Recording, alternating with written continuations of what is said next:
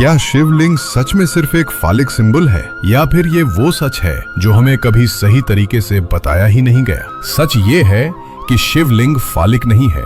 लिंग शब्द का मतलब ही सिंबल या मार्क होता है, किसी चीज का साइन, ना कि बॉडी पार्ट। शिवलिंग का मतलब है वो निशान जहां से सृष्टि का आरंभ और अंत दोनों होते हैं।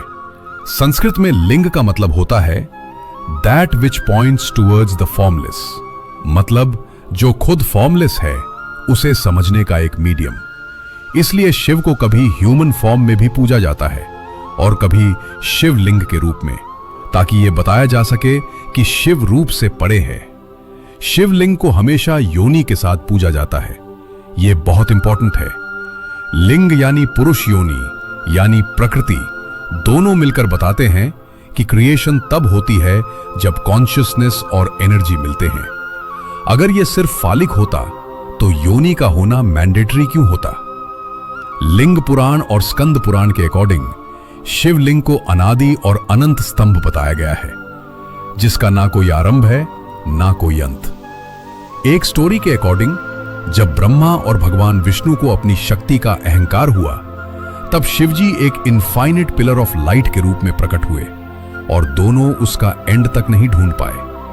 यही पिलर बाद में शिवलिंग के रूप में पूजा जाने लगा। शिवलिंग का शेप कॉस्मिक एक्सिस को रिप्रेजेंट करता है, जैसे यूनिवर्स का सेंट्रल पिलर। आज के साइंस टर्म्स में बोले तो लिंग इक्वल्स टू सिंगुलैरिटी, योनि इक्वल्स टू कॉस्मिक फील्ड। मतलब ये कोई सेक्सुअल ऑब्जेक्ट नहीं, बल्कि एग्जिस्टेंस का सबसे गहरा फॉर्मूला है।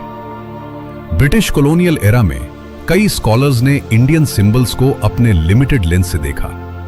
उन्होंने सिंबॉलिज्म को समझे बिना उसे बायोलॉजी तक रिड्यूस कर दिया और यहीं से फालिक वाला मिथ पॉपुलर हो गया। शिवलिंग को देखकर अगर सिर्फ बॉडी या सेक्सुअलिटी दिखती है तो प्रॉब्लम सिंबल में नहीं, नजरिया में है। शिवलिंग ये याद दिलाता है कि भगवान रूप नहीं, तत्व है।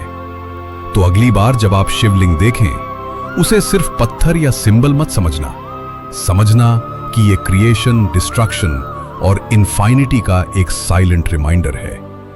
क्या शिवलिंग फालिक है? नहीं, शिवलिंग है फॉर्मलेस ट्रुथ का फॉर्म। मिलते हैं नेक्स्ट एपिसोड में।